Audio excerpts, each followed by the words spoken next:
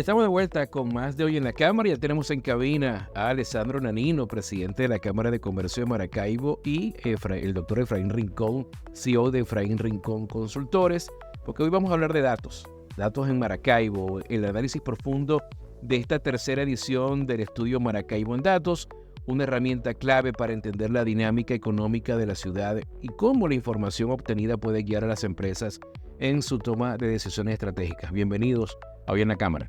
Muchas gracias. Bueno, quizás la pregunta principal, la percepción económica de este último trimestre, que fue un trimestre que estuvo influenciado por diferentes factores, ¿no? Bueno, buenos días en primer lugar, Angel, a ti, a toda la audiencia.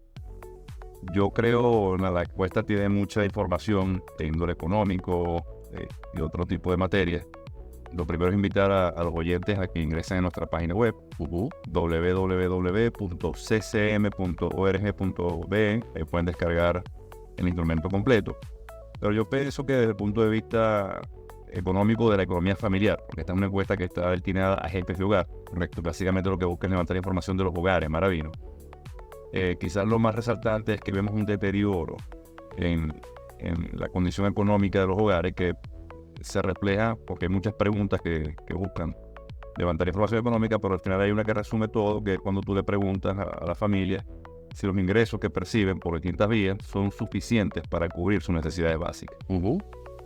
En julio del año pasado, cuando hicimos la encuesta, 2/3 de los hogares aproximadamente manifestaban que estos ingresos eran insuficientes para cubrir esas necesidades, y ese número hoy ha pasado a 85%. Entonces, bueno, ahí vemos que hay un deterioro importante que nos preocupa, porque al final la capacidad de consumo, el poder adquisitivo de los hogares, es uno de los factores de la ecuación económica que más impacta en cómo puede marchar la economía para las empresas. Por supuesto. Sí, y el otro tema que avisora ese deterioro es las propias, ya no solo la percepción actual respecto a la situación económica familiar, que 7 de cada 3 no afirman que está mal económicamente, sino que además avisoran unas expectativas negativas en los próximos 6 meses. Ese ingrediente que es tan importante, que la confianza o la esperanza en que las cosas van a ir mejor, también han caído. Y eso, por supuesto, reitera lo que ha planteado Alessandro, hay una baja en la calidad de vida de nuestros grupos familiares. Aunado, otro tema importante es cómo se ha ido reduciendo el tamaño del grupo familiar. Hoy día, en promedio, viven 4 personas por grupo familiar. Y eso en Maracaibo particularmente era un dato mucho más creciente en épocas anteriores. Eso ha reducido, con lo cual, por supuesto, ha reducido el mercado y ha reducido la capacidad económica de consumo de la familia. Claro, porque la base de consumo se ha visto disminuida. Hay que recordar que Maracaibo, el estado Zulia, es la ciudad que más ha aportado elementos a la diáspora, tanto a la migración interna como a la migración internacional también. Y eso de alguna manera disminuye la base de consumo. Ahora, hay un elemento interesante que está surgiendo en el mercado, Alessandro, que tiene que ver con estas empresas y con estas aplicaciones de financiamiento. Ya vemos como hay muchos supermercados, farmacias que están utilizando ese método, y donde tú vas, haces una compra, pagas una inicial y el resto lo puedes pagar en 14, 15 días, ¿no? ¿Qué tanto puede impactar eso? Este tema de que estamos hablando, donde el 85.3% de los hogares consideran que sus ingresos no son suficientes para cubrir esa demanda y esa necesidad que tienen ellos de abastecerse. Bueno, el crédito, tanto al consumo para los hogares como para las empresas a nivel de inversión, es un elemento fundamental para el desarrollo y crecimiento. Es muy complicado, muy difícil, o muy cuesta arriba crecer económicamente, o sea, en términos económicos, sin financiamiento. Exacto. Lo que tú estás mencionando acerca de estas aplicaciones, lo que al final refleja esa necesidad es yo diría, esa voracidad que hay por algún tipo de financiamiento que te permita cubrir una necesidad que tienes en el momento y de la cual no dispones el flujo de dinero para cubrirla. Al final son alternativas que han surgido para cubrir una necesidad cuando las vías naturales de alguna manera están imposibilitadas de hacerlo por temas regulatorios, porque la forma natural sería la banca, para eso existe la banca, las tarjetas de crédito, etcétera, etcétera. Sabemos que por los temas de encaje legal y una cantidad de restricciones regulatorias, la banca ha perdido en buena parte su principal razón de ser, que es la intermediación financiera. Correcto.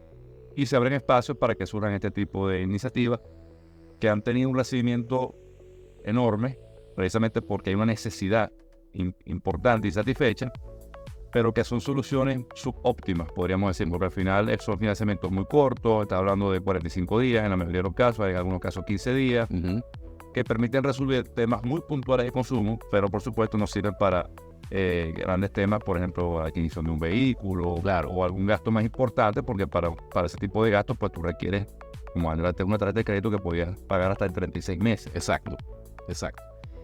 Otro tema que está dentro de la encuesta Maracaibo en Datos, que es muy interesante también, y lo veníamos conversando con Alex Balsa en la entrevista anterior, que es el 60% de los encuestados habla de una percepción negativa que tiene que ver con los servicios. Háblese de agua, háblese de electricidad, y ya lo hemos visto. O sea, ayer, por ejemplo, nada más en el día hubo 4 bajones.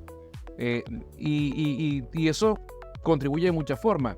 La industria tiene que paralizarse sin tomar en cuenta, por ejemplo, las 4 horas de que puede estar de racionamiento, además de los daños que pueden recibir en algunos equipos, ¿no? El tema de los bajones, por ejemplo, se me dañó el aire acondicionado, se me dañó una cava, se me dañó esto. Entonces, ¿cómo es la apreciación en la encuesta, Efraín? Y como lo planteaba, 57.4% de los grupos familiares determinan que los servicios públicos son el principal problema de Maracaibo, pero especialmente 2 servicios públicos, que es el agua potable, que definitivamente sale totalmente reprobada. 9 de cada 10 grupos familiares hablan de que el servicio es ineficiente, y por supuesto la electricidad, ¿no?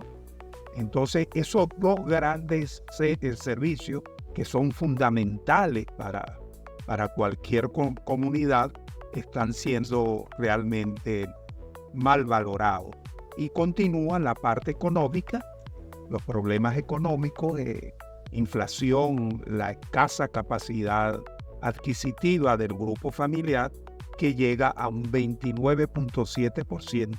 Y en tercer lugar estaría la seguridad o la inseguridad, con un 12.7%.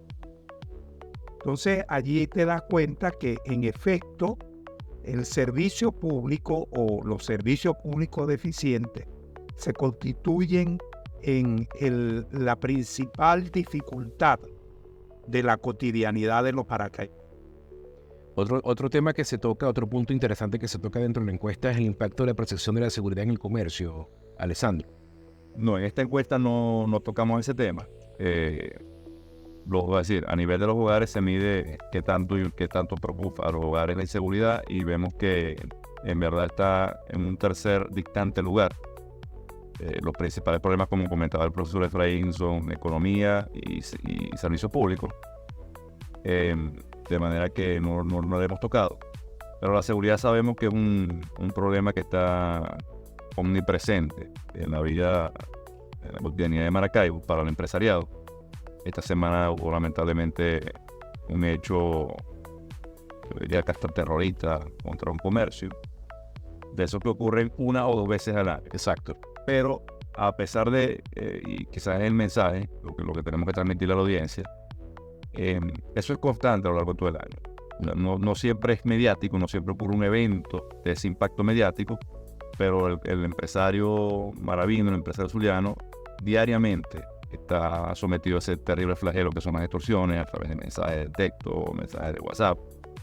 Y en ese caso la recomendación, pues, es acudir a los órganos competentes, en este caso está el CCPC, está el CONAS, para hacer las denuncias y ver si de alguna manera podemos contribuir a desaparecer este flagelo, que además es un fenómeno, por conversaciones que he tenido con expertos, que es muy característico del sur. Tampoco es algo que está tan común en otras partes de Venezuela. No es que no exista, pero por algún motivo se enquistó aquí en la región y bueno, ha sido complicado superar. Bien, amigos, 10:59 minutos de la mañana. Vamos a hacer una pequeña pausa. Regresamos en breve con más de Hoy en la Cámara. Continuamos con más de Hoy en la Cámara. Estamos conversando con Alessandro Nanino, presidente de la Cámara de Comercio de Maracaibo, y con el doctor Efraín Rincón, CEO de Efraín Rincón Consultores. Vamos a hablar de un tema que quizás es uno de los que más se presentan al momento de que realizaron esta encuesta, y así lo reflejan las cifras. 83.5% de los hogares utiliza dólares para gastos básicos. ¿Cómo ha cambiado la estructura de costos para las empresas y qué retos enfrentan la planificación financiera en este contexto de alta inflación?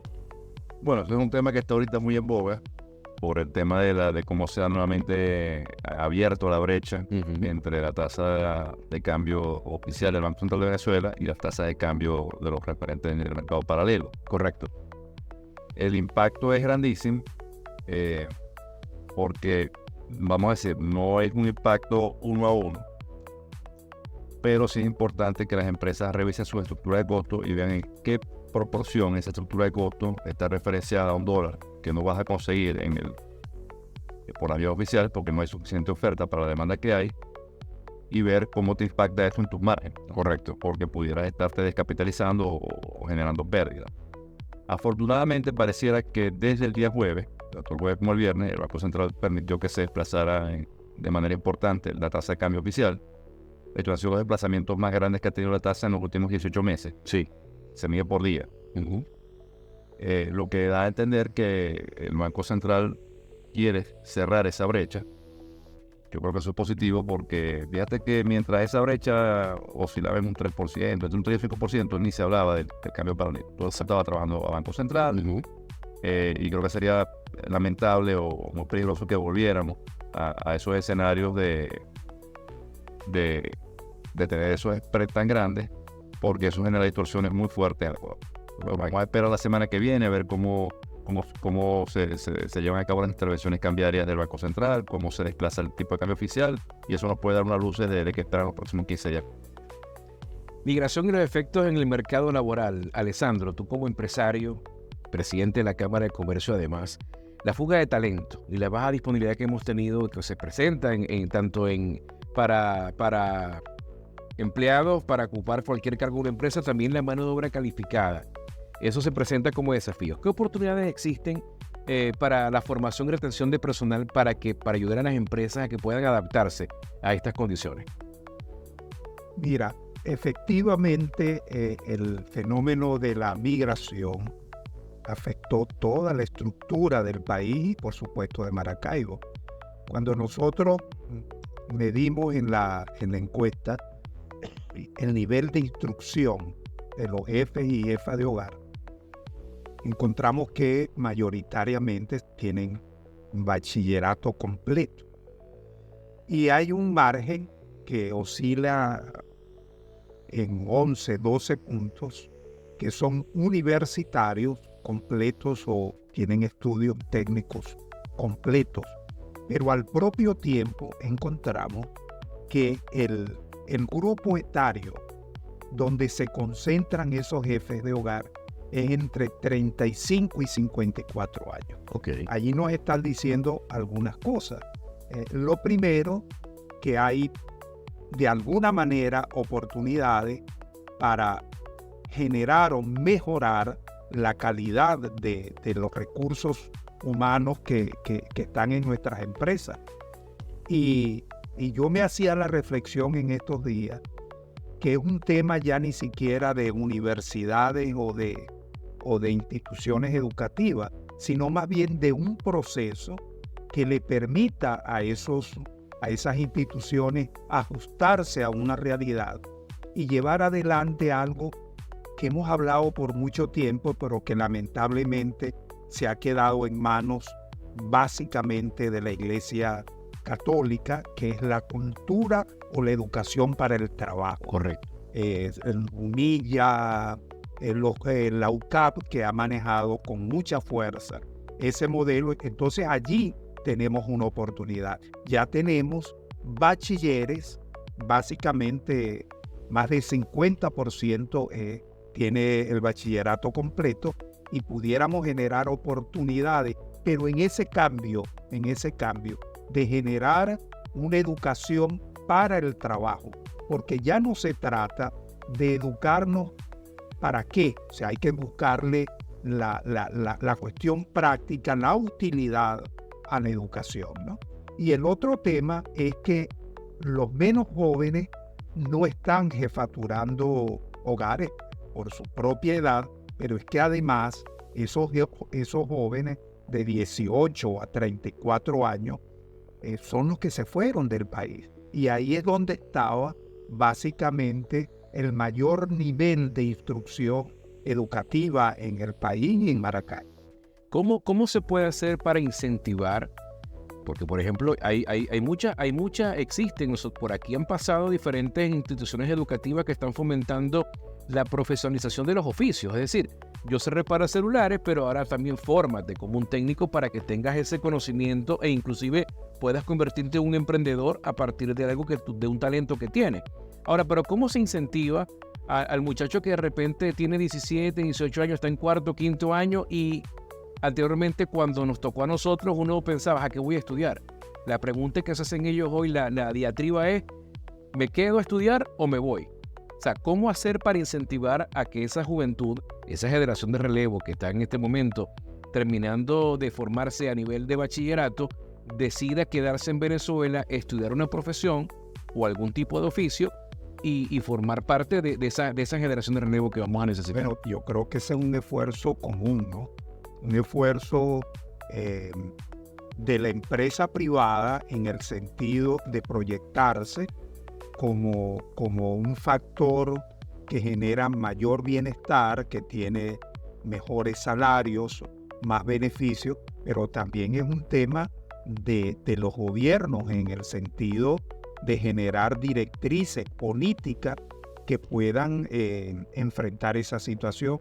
Yo recuerdo hace algún tiempo atrás que la gobernación del Zulia instauró un programa que se llamó Francisco Ochoa. Uh-huh. Y el Francisco Ochoa era una alianza con la Universidad del Zulia, en donde efectivamente había la profesionalización de los oficios. Uh-huh. Y tuvo un éxito extraordinario, no solamente por la cantidad de gente que educó, sino de la gente que pudo colocarse en empleos, básicamente en empresas privadas o motivando sus propios emprendimientos. Entonces yo sí creo que es un esfuerzo de todos generar la creencia, la convicción de que aquí es posible, con un negocio, con un oficio, pudiera ser rentable, pudieras quedarte en este país y generar ingresos importantes para ti y para el grupo familiar.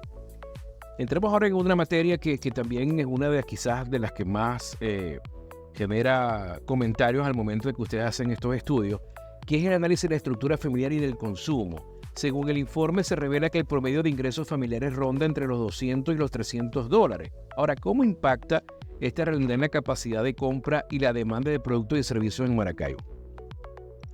Bueno, no es sorpresa cuando vemos los niveles de ingresos que nos arroja el estudio, entender que la capacidad de consumo de los hogares maravinos es muy limitada. Básicamente, no exactamente ahorita la cifra, después para ahí no me recuerdo, pero estoy seguro que más del 70% de los ingresos va destinado a cubrir alimentos. Sí, 80 y tantos %. Cubrir alimentos, que son básicamente, son las necesidades básicas, alimentos, medicina, tú sabes, la pirámide de Maslow. La base completa. Y cuando indagamos entonces otro tipo de consumo que tienen que ver con esparcimiento, comer en la calle, ese tipo de cosas, tú ves que el porcentaje es mínimo. Y esto se relaciona un poco con la pregunta que hacías anteriormente. O sea, para los venezolanos, para los maravinos, es urgente, una necesidad urgente que tenemos como sociedad, porque todo no depende de la empresa privada, esto es un esfuerzo país, claro. O sea, aquí tienes que arrimar hacia el mismo sentido, gobierno, empresa, ciudadanía, es recuperar el nivel de los salarios, el poder adquisitivo de la gente. Porque ¿por qué los muchachos o los muchachos jóvenes se van? Bueno, porque no ven futuro. O sea, al final el principal motivador es ese, tú tienes que generar esperanza. O sea, la gente tiene que ver y decir, no, mira, yo puedo quedarme aquí porque yo sé que yo aquí voy a poder desenvolver mi vida y voy a poder cubrir mis necesidades, no solamente las básicas, sino mis aspiraciones materiales, personales. ¿Ves? Y eso pasa principalmente por generar condiciones donde el ingreso no sea razonable, que te permita cubrir tus necesidades materiales. Así es. Bien, amigos, 11:16, vamos a hacer una pequeña pausa, ya regresamos con más de Hoy en la Cámara. Continuamos con más de Hoy en la Cámara. Alessandro, Efraín, veníamos hablando un poco del promedio de ingresos que tiene una familia entre $200, $300. También hay que hablar de las remesas, ¿no? El 51.6% de los hogares recibe remesas que complementan su poder adquisitivo. ¿Qué impacto tienen estas transferencias en la demanda de bienes de consumo y cómo deben ajustar su oferta a las empresas para este segmento de la población? Mira, yo creo que con el tema de las remesas hay que decir algunas cosas. Efectivamente, es una fuente de ingreso para los grupos familiares y ya tú lo expresaste. 51.6% reciben esa ayuda económica del exterior. Hace un año no, en noviembre del 2023, esa ayuda era de más de 55 puntos. Es decir, que ha habido una reducción, pequeña, pero una reducción. Y el promedio de lo que reciben los grupos familiares por este concepto es de $40 al mes. Entonces, aquí hay que tener claro que efectivamente la remesa es un concepto que ya ingresó a la economía venezolana. Es una variable más. Era un concepto, una variable que hace unos años atrás ni siquiera la imaginábamos. El caso contrario de México, por ejemplo, ¿no? Que una gran parte de los ingresos mexicanos, 30-40%, es producto de las remesas. Sin embargo, hay que tener en claridad de que esto es apenas un aporte, una ayuda al ingreso. Un complemento. Un complemento. Y ese complemento, ya lo decíamos, básicamente es gastado en la compra de alimentos. O sea, que lo que quiero manifestar es que no nos imaginemos que este concepto o este ingreso es una cosa determinante en la estructura económica de la familia. Es un complemento y como tal lo debemos mirar, ¿no? Así es. Mira, entrando sobre el tema, que es un punto también muy interesante, que es la percepción que tiene la comunidad, que tiene el Maravino sobre la empresa privada. El 71.2% de los encuestados mantiene una visión positiva de la empresa privada, ¿no? ¿A qué factores se atribuyen esta valoración favorable y cuáles son las expectativas que tiene la comunidad sobre el papel del sector privado en la recuperación económica de la ciudad? Mira, yo creo que lo primero podemos respondértelo. Efectivamente hay un nivel de posicionamiento importante de la empresa privada a nivel de grupos familiares maracaiberos que supera el 70%. Y lo más importante es que esa misma visión se tenía hace un año atrás. Es decir, hace un año atrás más o menos eran los porcentajes, 7 de cada 10 manifestaban una opinión favorable de la empresa privada. Ahora, ¿en qué se basa esto? Aquí hay una realidad determinante y hay también un nivel de aspiracional, claro, de la gente. Primero, la gente está consciente que los ingresos, los salarios que se pagan a nivel de la empresa privada son mejores y generan mayores beneficios sociales, pero también está la aspiración de ingresar al sector privado, claro, como una opción de empleo, producto de que ya no es ni rentable ni interesante trabajar en el sector público. Claro. Después de de que el petróleo, el rentí, dejó de ser ya una realidad en nuestra economía, la empresa privada se abre, empieza a retomar ese elemento que siempre ha tenido la empresa privada. Correcto. No podemos olvidar de eso, que la empresa privada por muchos años fue el elemento generador por naturaleza del empleo y del bienestar familiar. Bueno, yo creo que las empresas están haciendo lo que corresponden en ese sentido. Si uno mira el nivel de salarial que pagan las empresas, es por mucho superior al que paga cualquier institución pública, ¿no? Correcto. Entonces, yo creo que ya hay un compromiso. Programas como estos que nos traen a Alexandro y a mí a tu programa para hablar de Maracaibo en datos, yo creo que es una contribución concreta de la preocupación y de la ocupación de la empresa privada maracaibera en torno al bienestar, al desarrollo de Maracaibo. Con todos estos datos, Alessandro, ¿cuáles serían las recomendaciones para las empresas que buscan mantener la sostenibilidad de sus operaciones en un entorno que siempre es tan volátil, tan cambiante? Bueno, antes de eso me gustaría agregar algo al comentario anterior, y es que luego de décadas, por lo menos 2 décadas de ataque constante al empresario, a la empresa privada, tú no puedes tapar eso con un dedo. Y al final lo que ha sucedido es que la gente reconoce que hasta el colapso del sector público ha sido la empresa privada la que ha podido, de alguna manera, cubrir algunas de las necesidades que tiene la gente. Y un ejemplo muy concreto es el caso de las telecomunicaciones de Maracaibo, que pasó de ser un monopolio del Estado, que colapsó, que no prestaba ningún tipo de servicio, a ser hoy en día uno de los servicios mejor valorados. Tenemos uno de los internet más rápidos de Latinoamérica. Correcto. En la ciudad de Maracaibo, y eso gracias al esfuerzo de la empresa privada. Si no fuera por esas empresas privadas, la gente no tendría forma de una ciudad que estaba incomunicada hace 4 años estaba completamente incomunicada. Entonces, bueno, la gente reconoce eso. Tú no puedes tapar eso con un dedo. Por mucha retórica que haya, tú no vas a poder ocultar esa realidad, y eso es lo que refleja ese reconocimiento, esa valoración positiva que tiene la ciudadanía de la empresa privada. Respecto a las recomendaciones, mira, el escenario es un escenario complicado, es un escenario retador, sobre todo después del evento electoral. Hay que ver ahora cómo se va a desempeñar la economía, y esto depende mucho de factores externos que no controlamos. Entonces, ¿qué tenemos que hacer? Bueno, volcarnos sobre lo que sí podemos controlar, los factores internos, y aquí hay mucho que tiene que ver con nuestra estructura de costo, buscar eficiencia, estar muy atento de nuestros mercados, conocer muy bien a nuestros clientes, a ver cómo podemos satisfacer la necesidad de ese cliente de la manera más óptima. Correcto. Quizás esa es la recomendación, o sea, tratar no puedes aislarte de lo que es el entorno, siempre tienes que medir el entorno, pero debes enfocarte en las variables que tú puedes controlar. Porque lo que no puedes controlar, lo que no puedes accionar, no vale la pena que te esfuerces, sino simplemente... ¿Cómo hace la gente para poder descargar el estudio, poderlo revisar, de repente digerir con más calmita, Efraín?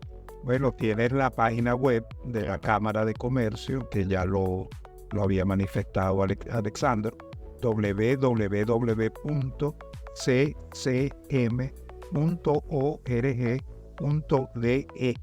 Allí está no solamente esta edición, que es la tercera, sino que pueden tener la visión de las otras ediciones. Correcto. Con los cruces de variables por variables sociodemográficas, geográficas. Esto es un producto que tiene más de 200 láminas, de tal suerte que ahí hay una información detallada de todas estas variables que pudimos cuantificar en este estudio de opinión. Bueno, Alessandro, Efraín, gracias por acompañarnos en la mañana de hoy. Amigos, nosotros a esta hora, 11:31, tenemos que hacer una pausa para identificar. Ya regresamos.